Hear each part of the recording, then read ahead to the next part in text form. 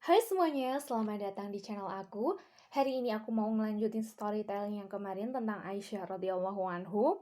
Sebelum masuk ke ceritanya, jangan lupa untuk like, comment, share, dan subscribe channel ini ya.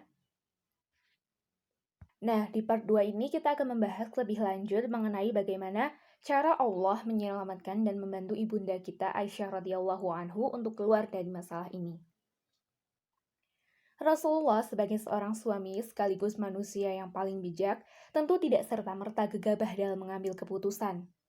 Pada suatu hari, ia memanggil Ali bin Abi Thalib dan Usamah bin Zaid untuk meminta pendapat keduanya. Mari kita lihat apa yang dikatakan kedua sahabat yang solih ini. Usamah berkata, "Wahai Rasulullah, ia adalah istrimu. Kami hanya tahu bahwa ia adalah orang yang baik." Kemudian Ali berpendapat, "Wahai Rasulullah, sesungguhnya Allah tidak menyusahkanmu. Masih banyak wanita selain dia. Tanyalah kepada pelayan wanitanya, tentu ia akan memberi keterangan yang benar." Pelayan wanita yang dimaksud oleh Ali adalah Barirah. Rasulullah pun memanggilnya dan bertanya apa ia pernah melihat sesuatu yang tidak pantas pada diri Aisyah. Barirah menjawab, "Tidak pernah, demi Allah yang telah mengutusmu dengan kebenaran. Satu-satunya kekurangan Aisyah adalah bahwa ia masih muda dan pernah tertidur sehingga seekor kambing memakan adonan roti yang dibuatnya." Mendengar jawaban yang tidak tepat, Rasulullah kembali bertanya, lalu Barirah berkata, "Aku selalu menjaga pendengaran dan penglihatanku. Demi Allah, Aisyah sungguh lebih baik dari emas yang baru." Tidak lupa pula Rasulullah bertanya kepada istrinya yang lain, yaitu Zainab bin Jahsi. Karena seperti yang kita tahu bahwa saudari Zainab yang bernama Hamnah ikut serta dalam penyebaran berita bohong kepada Aisyah. Zainab berkata kepada Rasulullah, "Wahai Rasulullah, aku menjaga telinga dan mataku dari semua ini. Aku hanya tahu bahwa dia adalah orang yang baik." Setelah mendengar pendapat Ali dan Usamah, Rasulullah kemudian meminta pertimbangan kepada para sahabat terhadap kebohongan Abdullah bin Ubay. "Siapa di antara kalian yang hendak membelaku dari seorang lelaki yang melontarkan tuduhan terhadap keluargaku? Demi Allah, yang ku tahu dari keluargaku hanyalah kebaikan semata. Orang-orang juga menuduh seorang lelaki, maksudnya di sini adalah Safwan, padahal yang ku tahu dari dirinya hanyalah kebaikan semata. Ia tidak pernah menemui istriku kecuali aku bersamanya."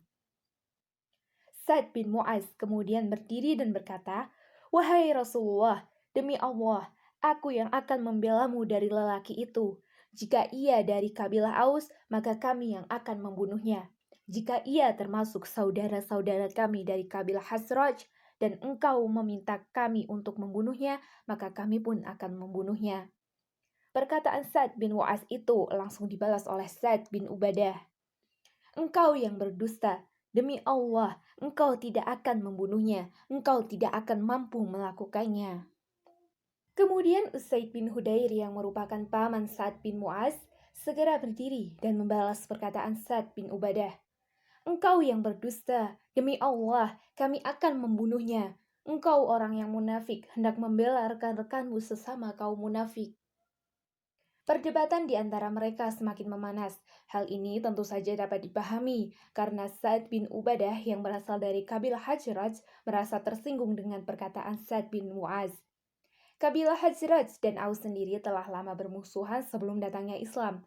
Kemudian Islam datang dan mendamaikan kedua kabilah. Namun tentu saja, sisa-sisa permusuhan itu masih ada dan sangat mudah untuk dikobarkan lagi hanya dengan sedikit hembusan angin. Ketika perdebatan sengit itu hampir menjadi perkelahian fisik, Rasulullah segera melerai mereka sehingga mereka akhirnya terdiam. Aisyah bercerita bahwa Rasulullah datang di mana saat itu kedua orang tuanya berada di sana bersamanya. Menurut Aisyah sendiri, sejak rumor itu menyebar, Rasulullah tidak pernah lagi duduk di sampingnya.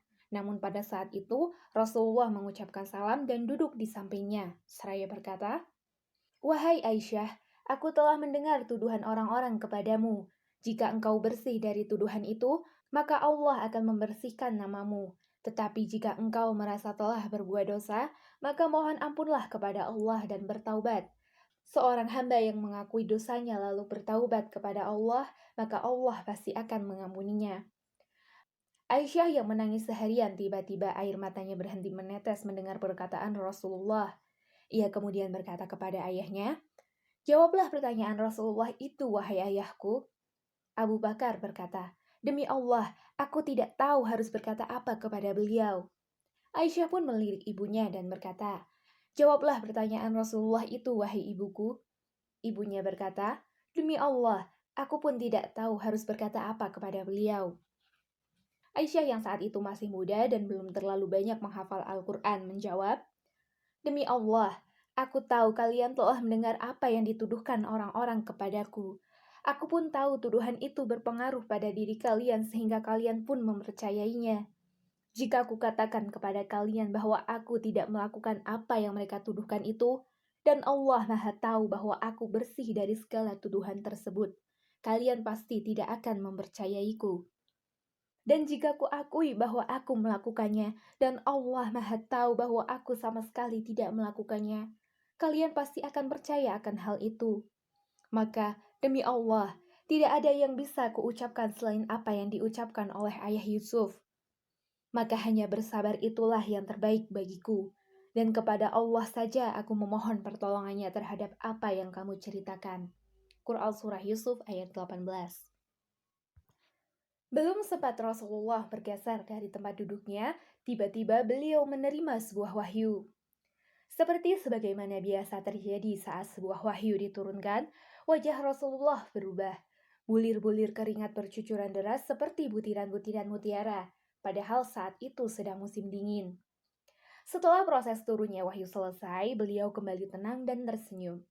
Kalimat pertama yang beliau ucapkan adalah, "Bergembiralah wahai Aisyah, Allah telah membebaskanmu dari segala tuduhan." Dalam wahyu itu, Allah menurunkan firman-Nya, "Sesungguhnya orang-orang yang membawa berita bohong itu adalah golongan kamu sendiri. Janganlah kamu kira bahwa berita bohong itu buruk bagi kamu, bahkan ia adalah baik bagi kamu." Quran Surah An-Nur ayat 11, lengkap hingga 10 ayat. Setelah turunnya ayat yang menyatakan kebersihan Aisyah, Abu Bakar yang biasanya menyantuni Mistah bin Utsasah karena masih kerabat dekat dengannya dan keadaannya yang miskin, kemudian berkata bahwa ia tidak akan menyantuni Mistah lagi karena termasuk orang-orang yang menuduh Aisyah. Namun Allah menurunkan firman-Nya sebagaimana dalam surah An-Nur ayat 22. "Dan janganlah orang-orang yang mempunyai kelebihan dan kelapangan di antara kamu bersumpah bahwa mereka tidak akan memberikan bantuan kepada kaum kerabat, orang-orang miskin dan orang-orang yang berhijrah di jalan Allah. Dan hendaklah mereka memaafkan dan berlapang dada. Apakah kamu tidak ingin bila Allah mengampunimu? Dan Allah adalah Maha Pengampun dan Maha Penyayang." Maka Abu Bakar pun menarik kembali sumpahnya dan menyantuni Mistah seperti sebelumnya. Sedangkan mereka yang menjadi penyebar berita bohong itu akan mendapatkan siksa yang besar, sesuai dengan firman-Nya dalam surah An-Nur ayat 11. "Dan barang siapa di antara mereka yang mengambil bagian yang besar dalam penyebaran berita bohong itu, maka ia mendapat azab yang besar."